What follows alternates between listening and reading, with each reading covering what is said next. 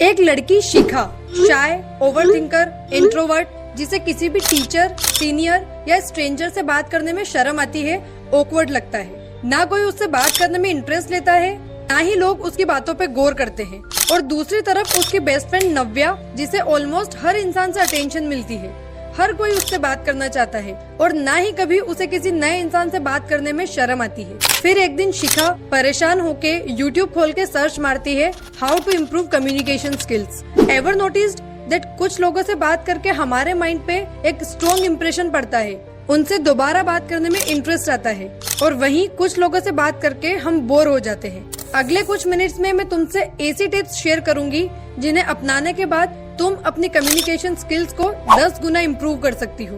Please इसका एक भी पार्ट स्किप मत करना। और अगर तुम रेडी हो ग्रो करने के लिए तो अभी कमेंट करो I am ready to grow. Trust me, ये सिर्फ इंग्लिश बोलने का खेल नहीं है। कम्युनिकेशन का मतलब होता है तुम किसी भी सिचुएशन में अपने थॉट, फीलिंग्स और आइडियाज इतने क्लियर और कॉन्फिडेंट वे में एक्सप्रेस करो कि सामने वाला तुम्हारी बात को अनसुना कर ही न पाए। तुम्हारी बातों में वजन हो, तुम्हारी प्रेजेंस लोगों पे एक इम्पैक्ट डाले। Step 1, trust your words. तुम्हारी बातों में वजन तभी आएगा जब पहले तुम अपनी बातों पे भरोसा करो। मैं हर वीडियो में कहती हूँ कि किसी भी चेंज की शुरुआत सबसे पहले अपने माइंड से होती है।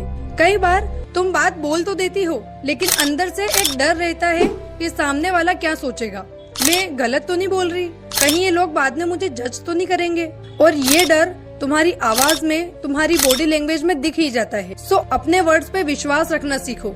जब तक तुम खुद अपनी कही बातों को वैलिड नहीं समझोगी, तब तक तुम्हारे वर्ड्स भी वीक लगेंगे और कोई उन पे विश्वास नहीं करेगा। ये माइंडसेट शिफ्ट सबसे पहला और पावरफुल स्टेप है। स्टेप 2, अपनी टोन और एक्सप्रेशंस को सुधारो, क्योंकि बात बोलने से ज्यादा उसे कैसे बोलते हो वो इम्पोर्टेंट होता है। एक ही सेंटेंस अगर बिना इमोशन के बोला जाए तो सामने वाले को इंटरेस्ट आना तो दूर, उल्टा नींद आने लगेगी। लेकिन अगर बात करते टाइम इमोशंस, एक्सप्रेशंस और टोन पे ध्यान दिया जाए तो उस बात का सामने वाले पे एक अलग इम्पैक्ट पड़ता है। सोचो, अगर मैं बोलूं मैं अपने करियर को लेके बहुत सीरियस हूँ, और दूसरी तरफ मैं बोलूं मैं अपने करियर को लेके बहुत सीरियस हूँ, है ना फर्क? इसलिए कम्युनिकेशन में टोन और एक्सप्रेशन काफी इम्पोर्टेंट होते हैं। मिरर के सामने बोल के प्रैक्टिस करो, रिकॉर्ड करो अपनी वॉइस और देखो कि तुम खुद की बातें सुन के बोर हो रही हो या सुनने में मजा आ रहा है। मेरी वीडियो में मेरा फेस नहीं दिखता, लेकिन फिर भी कई लोग मेरी पूरी वीडियो देख लेते हैं। क्यों? क्योंकि उन्हें मेरी आवाज में फील आती है, मेरी आवाज की टोन समझ आती है कि मैं किस टोन में उनसे बात कर रही हूँ। ये सब थोड़ा ऑकवर्ड लगेगा शुरू में, क्योंकि खुद की आवाज किसी को अच्छी नहीं लगती, लेकिन यही चीज तुम्हें प्रो बनाएगी।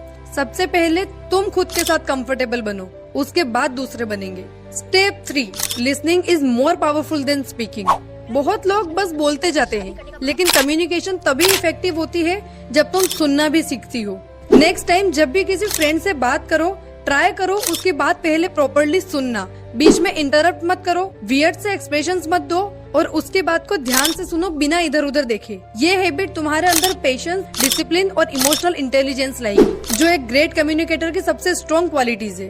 Remember, best speakers are always great listeners first. Step 4, improve vocabulary in a smart वे।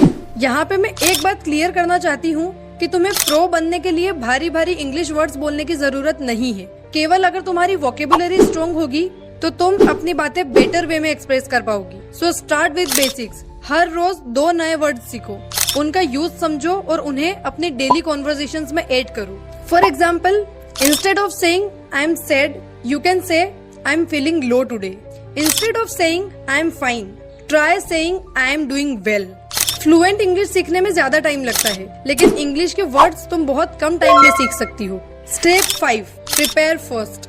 लोग कॉन्फिडेंस को एक पर्सनालिटी ट्राइट समझते हैं कि जैसे किसी के पास होता है, किसी के पास नहीं, बट असल में कॉन्फिडेंस एक स्किल है जो प्रैक्टिस से आती है। तो अगर तुम्हें किसी प्रेजेंटेशन, इंटरव्यू या इवन एक नॉर्मल कॉन्वर्सेशन से पहले डर लगता है, तो पहले पूरा प्रिपेयर करो कि कैसे बोलना है या शुरू कैसे करना है। अपने फैमिली में से किसी को बिठा के उसके सामने बोलो, प्रैक्टिस करो। जितनी बार प्रैक्टिस करोगे उतना फियर कम होगा, और जब फियर कम होगा तो फ्लुएंसी और क्लैरिटी ऑटोमेटिकली बढ़ेगी। Step 6, body language speaks louder than words. तुम चाहे जितना भी अच्छा बोल लो, अगर तुम्हारी बॉडी लैंग्वेज नर्वस है तो कम्युनिकेशन कितनी ही अच्छी हो, सामने वाला ध्यान ही नहीं देगा तुम्हारी बातों पे। तुम किसी से फर्स्ट टाइम मिलते हो तो बॉडी लैंग्वेज तुम्हारे इंप्रेशन में सबसे इम्पोर्टेंट रोल प्ले करती है। सो नेक्स्ट टाइम जब तुम किसी से बात करो तब आई कांटेक्ट मेंटेन करो, शोल्डर स्ट्रेट रखो, हाथों को अननेसेसरीली मत हिलाओ और सबसे इम्पोर्टेंट फेस पे एक डिसेंट स्माइल रखो। एक जेन्युइन स्माइल तुम्हारे पूरे ऑरा को पॉजिटिव बनाती है और सामने वाला तुम्हारे साथ कंफर्टेबल फील करता है। बॉडी लैंग्वेज में मैंने एक डिटेल्ड वीडियो भी डाल रखी है जिसकी लिंक मैं डिस्क्रिप्शन में डाल दूंगी। स्टेप 7